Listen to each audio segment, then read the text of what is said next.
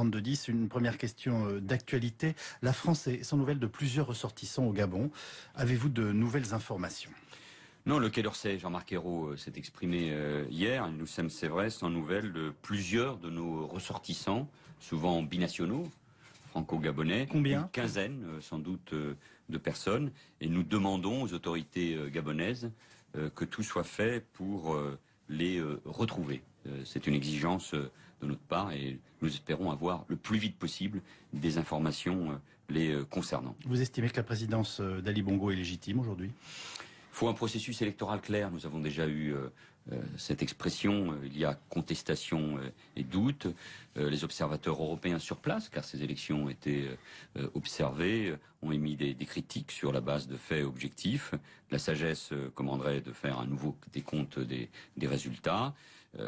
Mais aujourd'hui, notre priorité, c'est la sécurité des 15 000 Français qui vivent et travaillent au Gabon. Et je veux rappeler que la France a rompu avec ce qu'on a appelé la France-Afrique. Nous avons installé avec le président Hollande une nouvelle relation avec l'Afrique. Et c'est ma conviction par ailleurs. L'Afrique, c'est le grand continent d'avenir. C'est la nouvelle frontière, plus que jamais, pour la France et pour l'Europe. Les grands défis climatiques, migratoires, économiques, démographiques, celui de la jeunesse, nous concerne très directement. Et cette nouvelle relation avec l'Afrique est tout à fait essentielle. Et ça passe aussi, bien sûr, par d'autres modes de gouvernance, sans donner aucune leçon. Mais comme beaucoup de pays s'y sont engagés, je pense à la Côte d'Ivoire, au Sénégal, au Mali. Nous sommes intervenus au Mali pour sauver ce pays et pour sauver la démocratie. La démocratie fait partie du développement. En quelques mots, à ce titre, vous encourageriez Monsieur Ping à organiser un recours devant le Conseil constitutionnel ? Je n'encourage rien. Ce pays, comme tant d'autres, a besoin de la stabilité nécessaire. On dialogue maintenant avec les auditeurs d'RTL. Bonjour Alan. Bonjour Yves, bonjour à toute votre équipe et bonjour à Monsieur le Premier ministre. Vous nous appelez du département du Morbihan et le Premier ministre vous écoute. Oui, alors voilà, Monsieur le Premier ministre, j'ai 21 ans actuellement, j'ai un bac pro conducteur routier et je voudrais savoir, vu que je galère à trouver du travail, vu que j'ai pas d'expérience, qu'est-ce que vous pouvez répondre aux jeunes qui font des formations, qui ont des diplômes, mais qui n'ont pas d'avenir, vu qu'ils n'ont pas d'expérience et que les patrons les refusent. Diplômés sans expérience. Que peut-on faire pour eux ? Dans quel secteur, vous disiez ? Dans Transport routier. Transport routier, et pourtant c'est un secteur qui aujourd'hui se développe, d'ailleurs grâce à la loi portée par Emmanuel Macron dans le secteur des transports. Ce sera heureux que vous lui rendiez hommage. Mais je rends hommage à une action toujours collective, et puis aux ministres tels qu'ils se sont engagés. Vous savez, moi je ne change pas de langage, quelle que soit ma situation et ma fonction.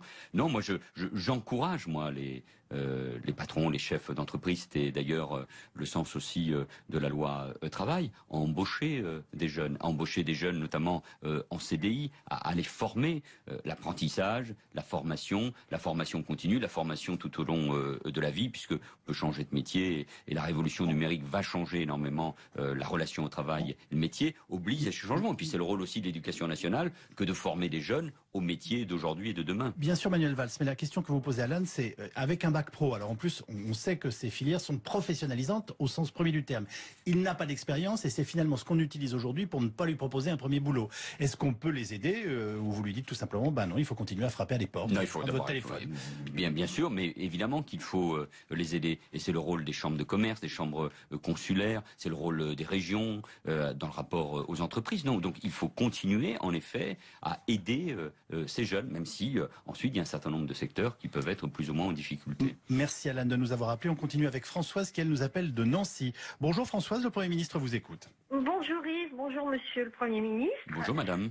Bonjour, donc moi je vous appelle concernant les boues rouges de l'usine de Gardanne qui se déversent dans les calanques de Cassis, et c'est quelque chose qui m'a, je suis de loin parce que j'ai de la famille qui habite là-bas, et ça m'a vraiment choqué l'émission de vendredi soir où en fait ça pollue, ça tue les poissons, ça pollue la Méditerranée, et je souhaitais savoir si vous aviez l'intention de revenir sur la décision que vous aviez prise au mois de décembre, je crois. Je précise pour nos auditeurs auditeurs que l'émission en question est à l'assa et que dans cette émission, Ségolène Royal disait tout simplement, très simplement, que vous aviez pris une décision contre son avis et qui aboutissait à la situation que dénonce Françoise, en tout cas sur laquelle elle vous interroge, Manuel Valls. L'usine de Gardanne existe depuis 1894. C'est pas un argument d'autorité, je le reconnais. Elle a commencé à rejeter des boues rouges en mer, dans les calanques, en 1966. Donc il y a déjà 50 ans. Et un arrêté préfectoral pris 30 ans après, en 1996, a mis en demeure cette usine de cesser ses rejets solides, c'est ça, les boues rouges, en mer, à compter du 31 décembre 2015.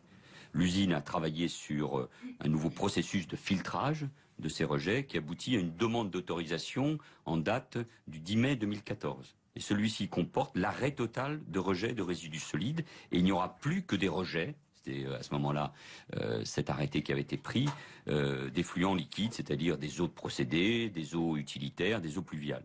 Ces rejets liquides peuvent être encore pour certains polluants supérieurs aux normes autorisées. C'est pour cela qu'un avis avait été demandé au Conseil supérieur de la prévention des risques technologiques. Oui. Et pour prendre la décision, alors qu'aujourd'hui il n'y a plus de rejet des boues rouges, je veux quand même rappeler ce fait, j'ai eu l'autorisation, l'avis positif de l'autorité environnementale, du Parc national des Calanques, qui est très directement concerné, et du Conseil départemental de l'environnement et des risques sanitaires et technologiques. Donc j'ai eu cet avis. À partir de ce moment-là, dans une discussion avec la ministre de l'Environnement, et c'est son rôle, que de protéger l'environnement. De vous défier 2 fois, de vous contredire 2 fois. Vous l'avez encore recadré hier matin.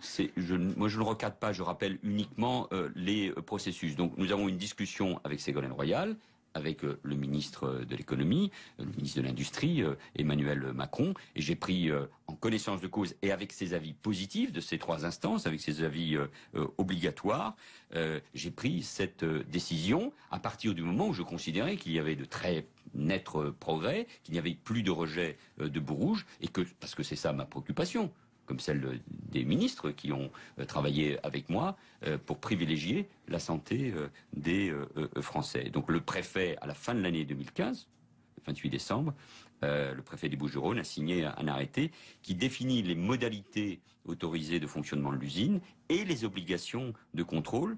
Et cet arrêté reprend toutes les recommandations des 3 autorités que je viens de citer, qui ont émis cet avis positif et dont l'avis, je veux le rappeler, est obligatoire.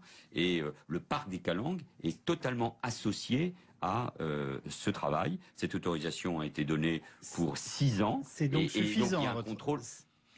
On n'y revient pas pour l'instant. On n'y revient pas. Il y a une décision qui a été prise. Et vous savez, moi, c'est comme ça que je gouverne. Discours, Ségolène Royal. Alors, elle est d'accord avec vous pendant les réunions de concertation, et puis devant les médias, elle dit mais moi je suis pas d'accord avec la décision qui est prise. Dans la réunion que nous avons eue ensemble, elle a émis un avis négatif. Donc, et d'une certaine manière, encore une fois, ça peut être le rôle du ministre de l'Environnement. Mais c'est ma conception.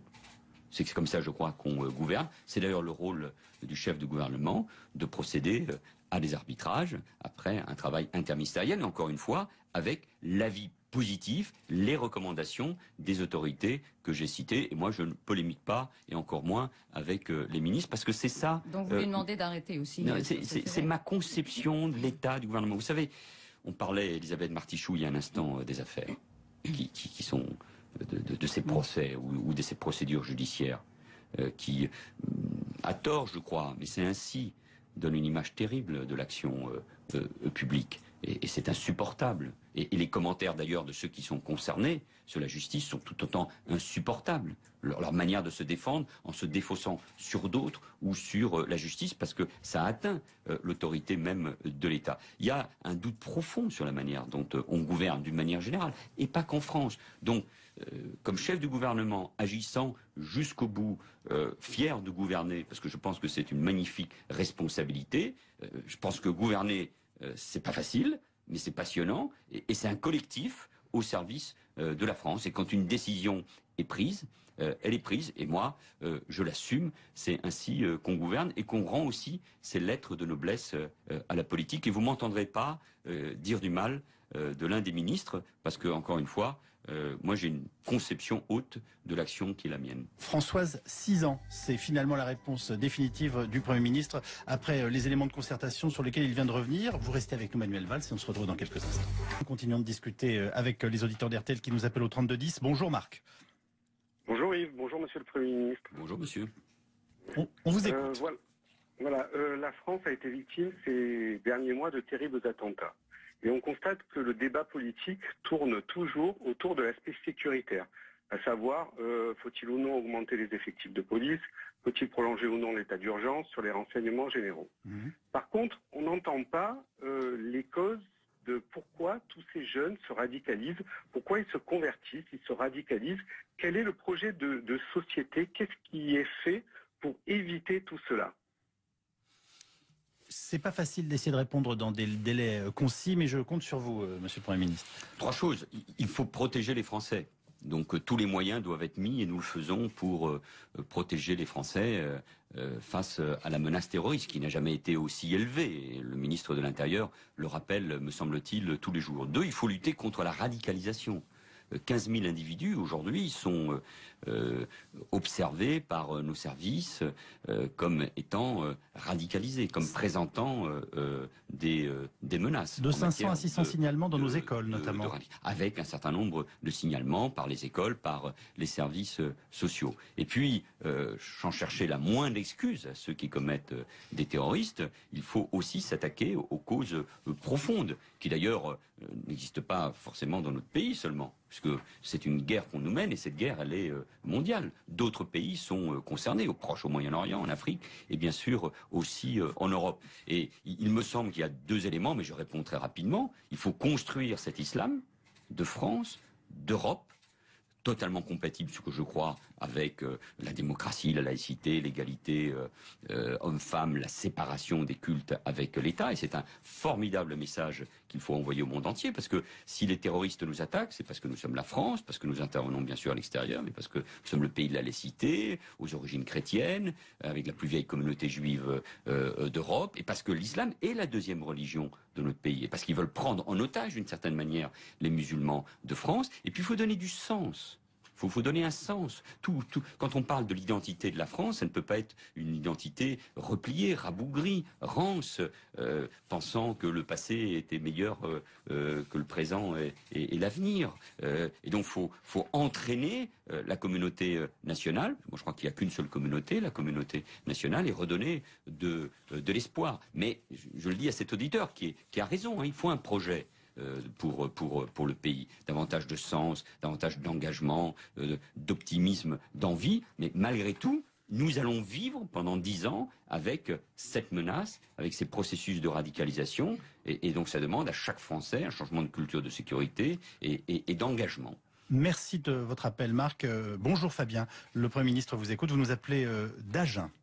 Bonjour Monsieur Calvi, bonjour Monsieur le Premier ministre. Bonjour Monsieur. Ma question sera courte et j'espère que votre réponse le sera aussi pour que vous puissiez avoir davantage de questions. Je ne suis pas contre.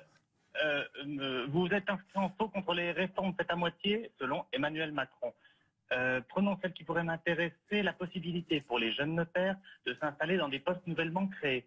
La loi a été votée, l'autorité de la concurrence a fait son travail, mais cela fait plusieurs mois que moi et mes collègues sommes dans l'attente des décrets d'application. Pouvez-vous nous dire s'ils sortiront bientôt, s'il vous plaît? Ils sortiront bientôt. Je l'avais évoqué d'ailleurs avec Emmanuel Macron quelques jours avant son départ, puisque nous parlions de son action et de l'avenir.